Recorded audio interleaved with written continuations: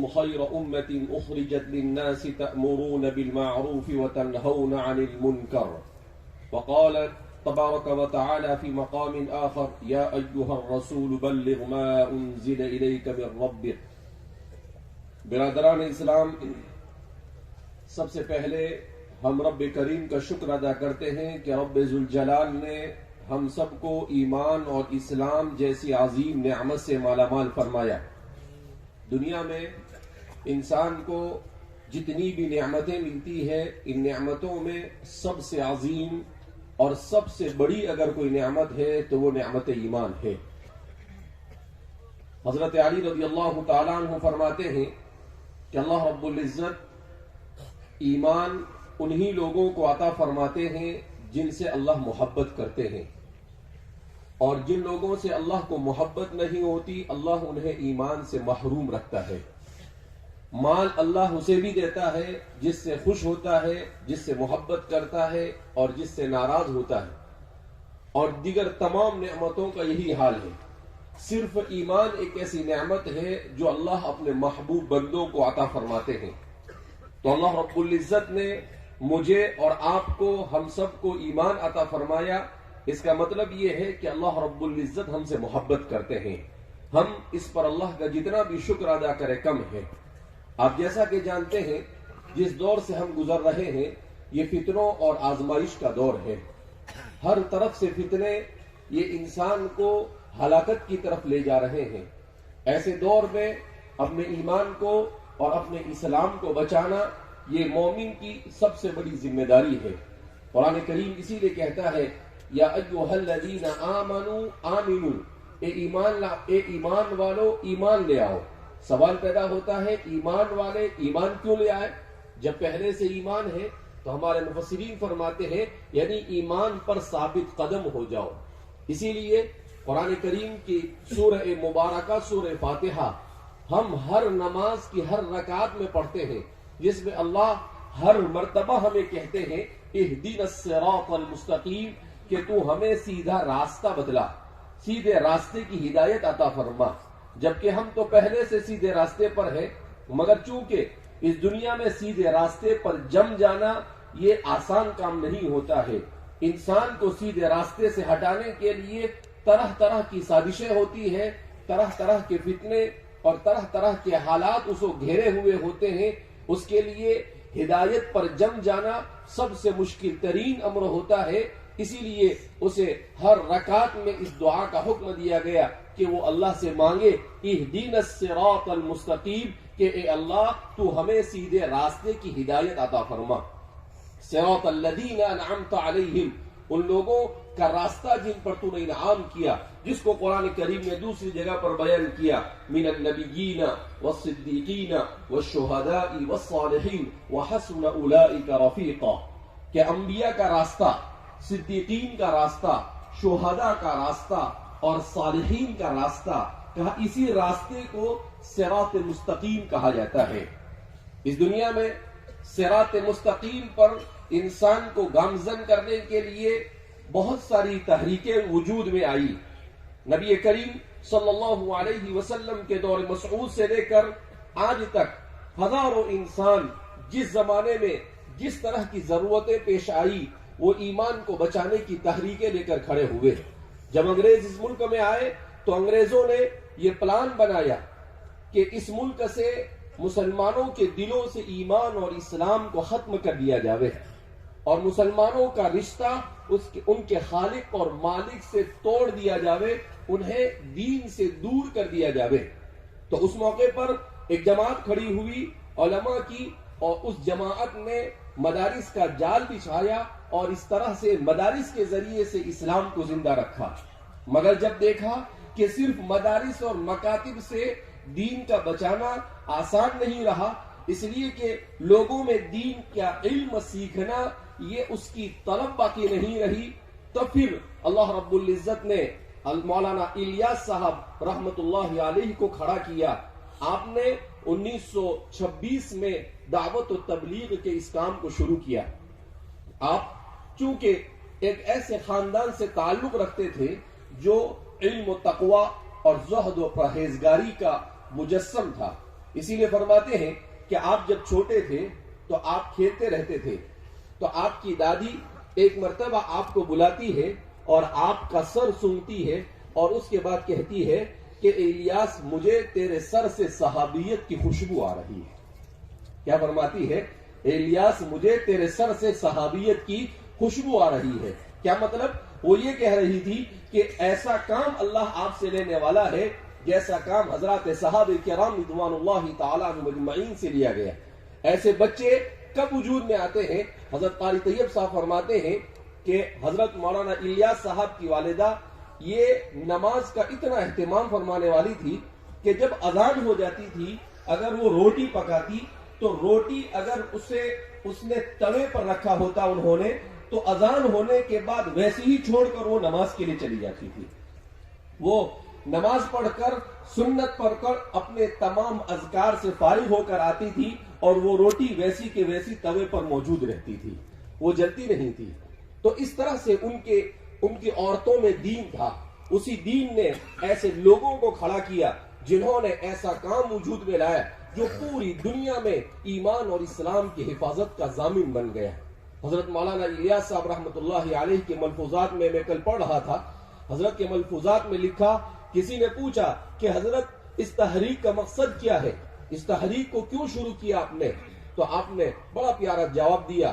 آپ نے کہا کوئی کہتا ہوگا کہ اس تحریک کا مقصد لوگوں کو نماز پڑھانا ہے، کوئی کہتا ہوگا اس تحریک کا مطلب روزہ رکھوانا ہے. کہا نہیں، میری اس تحریک کا مقصد یہ ہے کہ زندگی کے ہر شعبے میں مسلمانوں میں ایمان اور اسلام زندہ ہو جائے، دین زندہ ہو جائے زندگی کے ہر شعبے میں، کہ مسلمان اس تحریک سے جڑنے کے بعد وہ دین حاصل کرے اور اس تحریک سے جڑنے کے بعد وہ تجارت کرے تو اسلامی طریقے کے مطابق، وہ نوکری کرے تو اسلامی طریقے کے مطابق، وہ پوری زندگی صبح سے لے کر شام تک کی اپنی زندگی سوائے اس مقصد سے گزارے کہ اس کی پوری زندگی اللہ کے دین کے تابع ہو جائے. کہا میں نے اس مقصد سے اس تحریک کو شروع کیا.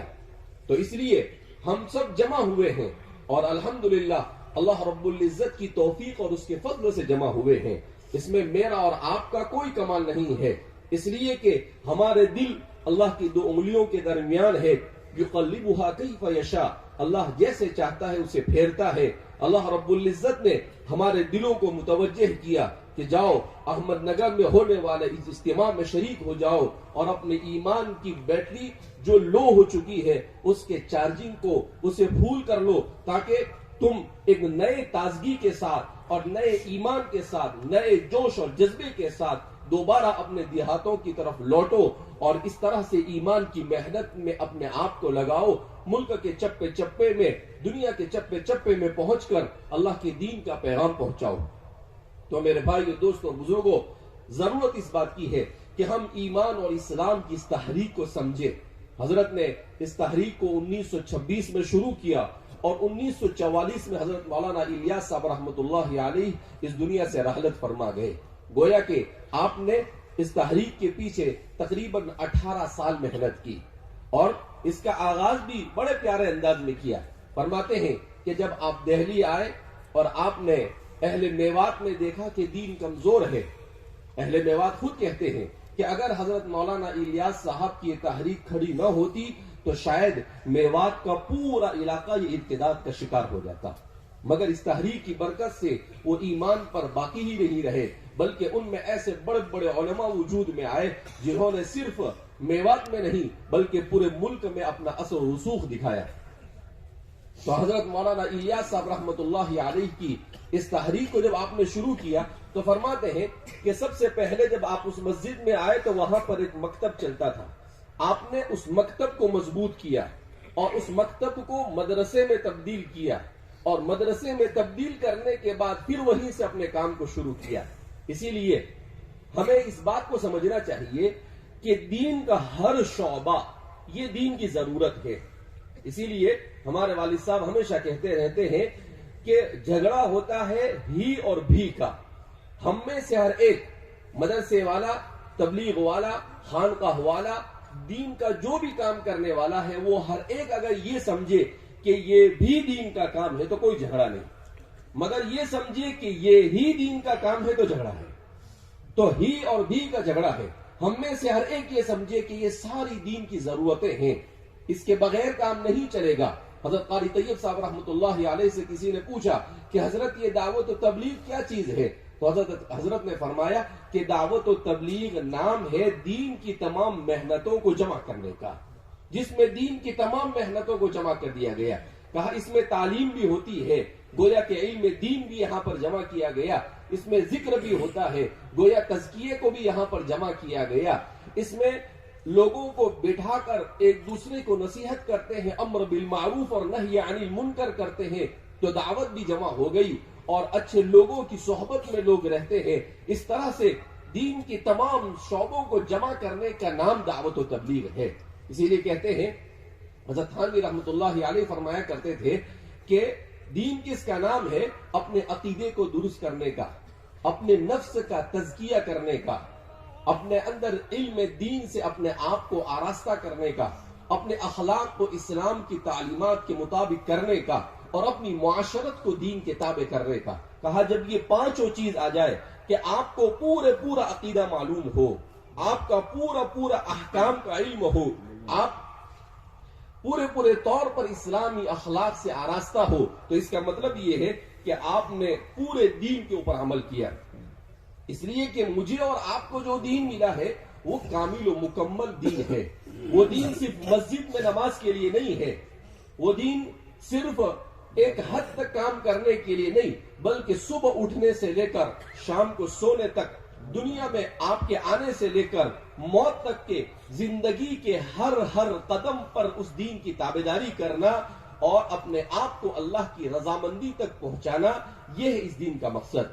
الحمدللہ آج ہمارے اس ادارے میں اس پروگرام کا انعقاد کیا گیا اور یہ کوشش کی گئی کہ امت کے سامنے اس بات کو لایا جائے کہ مدارس اور دعوت و تبلیغ یہ سب ایک ہی ہے, ایک ہی سکے کے دو رخ ہے, کسی کا کسی کے ساتھ کوئی اختلاف نہیں ہے, اور ہم ایک دوسرے کے ساتھ اسی طرح سے. کیوں؟ اس لیے کہ فتنوں کے اس دور میں دشمن تو یہ چاہتا ہے کہ ہمیں آپس میں لڑائے, ہمارے اندر اختلاف اور انتشار پیدا کرے, مگر ہمیں یہ کوشش کرنی ہے اللہم الف بین قلوبنا, اے اللہ ہمارے دلوں کو جوڑ دے, اے اللہ ہمارے دلوں کو جوڑ دے, ہمارے اختلاف کو ختم فرما, اور ہم میں ایسی محبت اور مودت عطا فرما جیسے آپ نے اوس و خزرج میں عطا فرمائی. اوس اور خزرج ایک زمانے میں جان کے دشمن تھے, جنگ بعاث ہوئی ان کے درمیان, 12 سال تک ایک ہی جنگ دو خاندانوں کے درمیان چلتی رہی, مگر رسول اللہ صلی اللہ علیہ وسلم کے مدینہ آنے کے بعد سب سے بڑا کام جو آپ صلی اللہ علیہ وسلم نے کیا وہ کیا ہے؟ قرآن کریم نے خود اس کو بیان کیا. کیا کیا؟ وہ الف بین قلوبہم, کہ اللہ رب العزت نے ان کے دلوں میں جوڑ پیدا کر دیا. انبیاء کرام علیہ السلام کے جس مشن کو لے کر ہمارے یہ ساری کے ساری تحریکات چل رہی ہے, اس کا مقصد جوڑ ہے, کسی طرح سے امت کو جوڑا جاوے. الحمدللہ ہم بہت ہی خوش قسمت ہے کہ اللہ رب العزت نے ہمیں فجر کے بعد بابرکت وقت میں ایک بابرکت مقصد کے ساتھ بابرکت مجلس میں یہاں پر جمع ہونے کی توفیق مرحمت فرمائی, اور وہ ہے حفظ قرآن کے ختم کی مجلس, جس میں اس ادارے کے جامعہ محمدیہ 12 بانکی کے کتنے طلبہ حافظ ہو رہے ہیں؟ 12 بابی کتنے؟ 31 طلبہ ماشاءاللہ حفظ قرآن سے آراستہ ہو رہے ہیں. قرآن کریم یہ چونکہ ایمان اور اسلام کی تمام چیزوں کی حفاظت کی بنیاد ہے. قرآن کریم کے بارے میں اللہ نے کیا کہا؟ اِنَّا نَحْنُ نَزَّلْنَا الذِّكْرَ وَإِنَّا لَهُ لَحَافِظُونَ, کہ ہم نے اسے نازل کیا اور ہم ہی اس کے محافظ ہیں. تو اللہ رب العزت نے اس کی حفاظت کا انتظام کیسے کیا؟ اللہ رب العزت نے اس کی حفاظت کا انتظام اس طور پر کیا کہ اس کے یاد کرنے کو امت کے لیے آسان کر دیا. 750 صفحے کا قرآن ایک ایسا بچہ یاد کر لیتا ہے جس بچے کو ایک لفظ بھی عربی زبان سمجھ میں نہیں آتی ہے, ایک لفظ عربی زبان کا نہیں سمجھ میں آتا ہے, مگر وہ صرف قرآن نے یہ کہا وَلَقَدْ يَسَّرْنَا الْقُرْآنَ لِلذِّكْرِ فَهَلْ مِن مُدَّكِرٍ, ہم نے قرآن کریم کو آسان کیا, ہے کوئی جو اس سے نصیحت کرے, ہے کوئی جو اسے یاد کرے. اسی لیے امت میں ایسے لوگ پیدا ہوئے کہ جنہوں نے قرآن کریم کے اوپر محنتیں کی اور قرآن کریم کو یاد کیا. الحمدللہ آپ کے اس ادارے سے اب تک کے تقریباً 700 سے زیادہ بچوں نے قرآن کریم کا حفظ مکمل کیا ہے مختصر سے عرصے میں. تو یہ اللہ رب العزت کا بڑا احسان اور اکرام ہے. قرآن اللہ کی کتاب ہے. امت کو اپنے ایمان اور اسلام کو بچانے کے لیے قرآن کے ساتھ جوڑنا یہ ضروری ہے. میں اپنے اکثر بیانوں میں کہتا رہتا ہوں کہ حضرت علی رضی اللہ تعالیٰ عنہ فرماتے ہیں کہ ایک موقع پر نبی کریم صلی اللہ علیہ وسلم نے صحابہ سے کہا کہ ایک زمانہ میری امت پر آنے والا ہے جس میں بے شمار فتنے ہوں گے. اتنے فتنے ہوں گے کہ ان فتنوں کا مقابلہ کرنا مسلمان کے لیے آسان نہیں ہوگا. حضرات صحابہ کرام رضوان اللہ تعالیٰ عنہم اجمعین نے فوراً سوال کیا وَمَا الْمَخْرَجُ مِنْهَا يَا رسول اللہ. اللہ کے رسول صلی اللہ علیہ وسلم ان فتنوں سے کیسے بچا جائے, اس سے نکلنے کی تدبیر کیا ہوگی؟ قربان جائیے ان صحابہ پر جنہوں نے کتنا پیارا سوال کیا. کیا کہا کہ اللہ کے رسول صلی اللہ علیہ وسلم ان فتنوں سے کیسے بچیں گے؟ حضور نے فوراً جواب دیا کتاب اللہ فیہ نبأ من کان قبلکم, کہ کتاب اللہ کے ذریعے سے تم اپنے آپ کو فتنوں سے بچا سکو گے. اس میں آدم علیہ نبینا علیہ السلام سے پہلے سے لے کر قیامت تک کی تمام کے تمام تفصیلات کو اللہ رب العزت نے ذکر کر دیا ہے. اس لیے ضرورت اس بات کی ہے کہ ہم قرآن کریم کی تلاوت کے ساتھ اپنے آپ کو جوڑیں. قرآن کریم کے نزول کے مقاصد میں سے ہے ربنا وبعث فیہم رسولا منہم یتلو علیہم آیاتہ ویزکیہم ویعلمہم الکتاب والحکمہ وَإِن كَانُوا مِن قَبْلُ. تو قرآن کریم نے اس کو بیان کیا کہ سب سے پہلا حق قرآن کا یہ ہے کہ اس کی تلاوت کی جائے. آج افسوس کے ساتھ کہنا پڑتا ہے کہ امت قرآن کریم کی تلاوت سے دور ہو چکی ہے. قرآن نہیں پڑھتے. کسی زمانے میں امت آج سے 30-35 سال پہلے جب ہم چھوٹے تھے, جب فجر کی نماز پڑھ کر نکلے تو ہر مسلمان گھر سے قرآن کریم کے پڑھنے کی آواز آتی تھی. مگر آج چاہے دیہاتوں میں چلے جاؤ چاہے شہروں میں چلے جاؤ, فجر کی نماز پڑھتے ہیں اور سیدھے بستر پر جا کر سو جاتے ہیں. ہم نے فجر کے بعد سونے کو اپنا معمول بنا لیا, جبکہ اللہ کے رسول صلی اللہ علیہ وسلم نے ارشاد فرمایا اللہم بارک لی امتی فی بکورہم, اے اللہ میری امت کے صبح کے وقت میں برکت عطا فرما. تو بابرکت وقت ہوتا ہے. رات کا وقت یہ سونے کے لیے ہے. ہونا یہ چاہیے کہ آدمی عشاء کی نماز پڑھ کر سو جائے اور رات کے آخری حصے میں کھڑا ہو اور کھڑا ہو کر 2 رکعت تہجد کی نماز پڑھے, اللہ رب العزت سے اپنے لیے اپنے گھر والوں کے لیے دعا کرے اور اپنے دین کا آغاز کرے, فجر کی نماز پڑھے, اس کے بعد قرآن کی تلاوت کرے. حضرات صحابہ کرام رضوان اللہ تعالیٰ عنہم اجمعین کا معمول تھا کہ صحابہ کی اکثریت 1 ہفتے میں قرآن پورا کر دیتی تھی. کتنے ہفتے میں؟ آپ نے قرآن میں دیکھا ہوگا کتنی منزلیں ہوتی ہیں قرآن میں؟ 7 منزلیں ہیں. تو صحابہ کا معمول ہے وہ کہ 1 منزل روزانہ پڑھنا. ہمارے اس قرن اول کے بادشاہ ایسا ہوتے تھے کہ عبد الملک ابن مروان کے بارے میں آتا ہے کہ وہ بادشاہ تھا مگر اس کا معمول تھا کہ روزانہ 3 پارے تلاوت کرتا تھا اور ہر 10 دن میں قرآن پورا کر دیتا تھا. بادشاہ کے پاس کتنے کام ہوتے ہیں, کتنے بہانے ہوتے ہیں اسے اگر نہیں پڑھنا ہے تو, مگر اس کے باوجود وہ قرآن کریم کی تلاوت کے ساتھ اتنی زیادہ ان کو شغف تھا. حضرت عثمان ہر رات میں قرآن ختم کرتے تھے. بعض روایت میں آتا ہے کہ آپ سورہ ناس تک, سورہ الف لام میم سے لے کر سورہ ناس تک 1 رکعت میں پڑھتے تھے اور قل اعوذ برب الناس پڑھ کر دوسری رکعت میں قرآن کریم کو ختم کر دیا کرتے تھے. آج تو ہمارے یہاں پر امام صاحب نے تھوڑا لمبا فجر میں پڑھ دیا ہو تو نماز کے بعد 2-4 لوگ بولے کہ مول صاحب اتنی نیند آ رہی ہے اور آپ اتنی لمبی لمبی نمازیں پڑھاتے ہیں. حضرت ابوبکر صدیق رضی اللہ تعالیٰ عنہ نے ایک مرتبہ فجر کی نماز پڑھائی, چونکہ اس زمانے میں تو مسلمان بادشاہ, چونکہ یہ دین ہر زندگی کے ہر شعبے کے لیے ہے تو بادشاہی اور خلیفہ ہی امامت کرتا تھا. تو حضرت عثمان اپنے دور خلافت میں نماز پڑھا رہے تھے. نماز پڑھایا آپ نے, پہلی رکعت میں سورہ بقرہ پڑھی. کیا پڑھا؟ سورہ بقرہ. سورہ بقرہ پڑھا یعنی 2.5 پارہ. کتنا پڑھا؟ 2.5 پارہ. دوسری رکعت میں سورہ آل عمران پڑھی، یعنی کتنا؟ 1.25 پارہ. کتنا پارہ پڑھا؟ سلام پھیرا تو ایک صحابی کھڑے ہوئے اور کہا کادت الشمس ان تطلع، کہ ابوبکر آپ نے اتنی لمبی نماز پڑھائی کہ سورج نکلنے کے قریب آ گئے. قربان جائیے سیدنا حضرت ابوبکر صدیق رضی اللہ تعالیٰ عنہ پر کتنا پیارا جواب دیا. آپ نے کچھ نہیں کہا، آپ نے کہا وَنَحْنُ فِي الصَّلَاةِ، ٹھیک ہے سورج نکلے تو نکلے، ہم نماز ہی تو پڑھ رہے تھے، بستر میں سو تو نہیں رہے تھے. سورج نکل گیا تو نکلنے دو، اس کا کام ہے نکلنا، ہمارا کام ہے اس وقت میں نماز پڑھنا، ہم نماز میں تھے. تو ان لوگوں کو محبت تھی، ان کو اللہ کے رسول نے کہا قرۃ عینی فی الصلاۃ، نماز میری آنکھوں کی ٹھنڈک ہے. قرآن کریم نے اسی لیے ایک طرف حضور فرماتے ہیں قرۃ عینی فی الصلاۃ، اور دوسری طرف قرآن کریم کہتا ہے وَإِنَّهَا لَكَبِيرَةٌ إِلَّا عَلَى الْخَاشِعِينَ. ابھی میں پڑھا رہا تھا تو ایک بچے نے سوال کیا کہ وَإِنَّهَا لَكَبِيرَةٌ کا کیا مطلب؟ کہ نماز بوجھل ہے. نماز کیا ہے؟ بوجھل ہے، یعنی نماز پڑھنے والے کے لیے نماز بوجھل ہے. سوال پیدا ہوتا ہے کیوں؟ قرآن نے آگے اس کو بیان کیا وَإِنَّهَا لَكَبِيرَةٌ إِلَّا عَلَى الْخَاشِعِينَ، کہ نماز بوجھ محسوس ہوتی ہے مگر ان لوگوں کے لیے جن کے دل میں اللہ کا خوف ہو. جن کے دل میں اللہ کا خوف ہوتا ہے انہیں نماز میں لذت محسوس ہوتی ہے، اور جن کے دل میں اللہ کا خوف نہیں ہوتا ہے، ایمان کمزور ہوتا ہے، اللہ سے محبت نہیں، آخرت میں ثواب کی امید نہیں ہوتی ہے، تو ان لوگوں کے لیے نماز بوجھ بن جاتی ہے.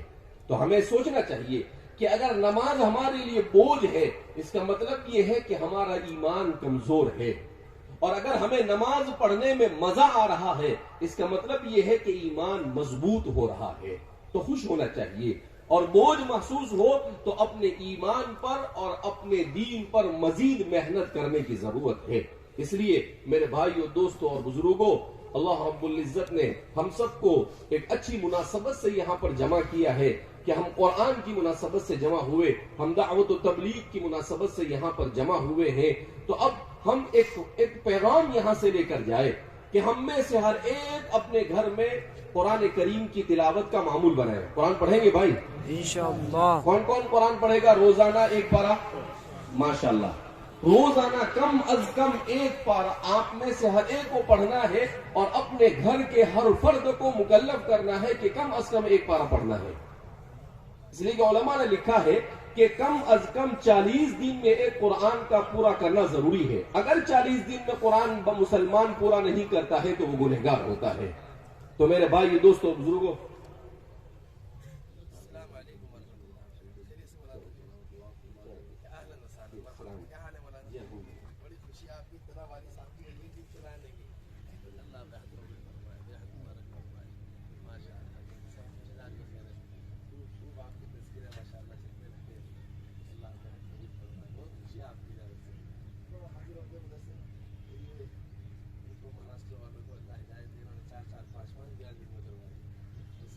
شام تک بعد ہوا ہے.